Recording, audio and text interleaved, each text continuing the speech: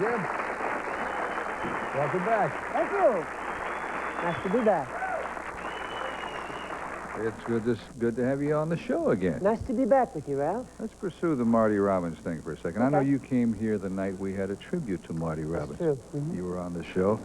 Were you on El Paso? Yeah, that was Bobby Sykes and Marty and myself. Doing the harmony. Uh-huh. Were you on, that was the album Gunfighter Ballads and Trail Songs. Mm-hmm. The Did you do first album of Western things that he did. Big Iron? That was the Jordanaires. But that was on that album. Yeah, it was on that the album. second album. I can't remember now the exact order. The first album had a lot of old songs. But it had Big Iron, and it had Big Iron followed El Paso. Oh, on the album? Yeah. It had Running Gun, too, which is a song Tom Paul and I wrote. Yeah, there's this.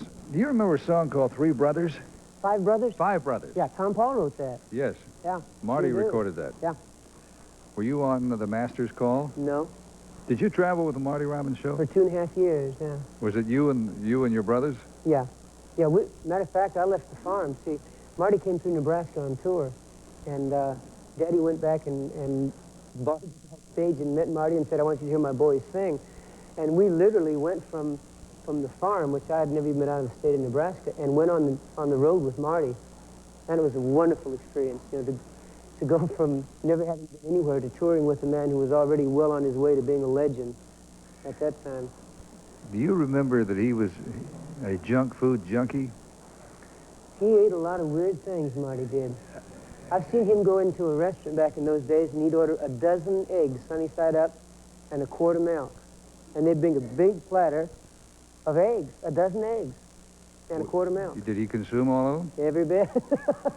We all waited around to see if he might leave some, but no. I remember he used to come and appear with me on the radio at night. You know, he'd play the piano all night and sing, take requests, but he would, periodically, he'd drop out and while the news was on or something and go hit the machines. Snack machines. Yeah, that sell potato chips or crackers or whatever. And I think in his final years, the band used to ride herd on him and Try to keep him from doing that. He was in very good shape, though. I thought I was in pretty good shape coming off the farm, but one time I made a bet with him. He said he bet he could do more push-ups than I could. And, of course, I wasn't doing push-ups every day, but I thought this can't be too hard. So we both got down on the ground, and I just did push-ups kind of from the waist up because he couldn't see if I was doing real push-ups or not. And he wore me out. I had to quit even doing those half push-ups, and he was still doing them. He could do over 100. You know, he was a boxer. He was, yeah, in the Navy. Yes. Yeah, in the Navy he was a boxer. And he was very competitive. One of the most competitive people I ever met. There was no way he was going to let you beat him. He didn't want to be beaten, that's true.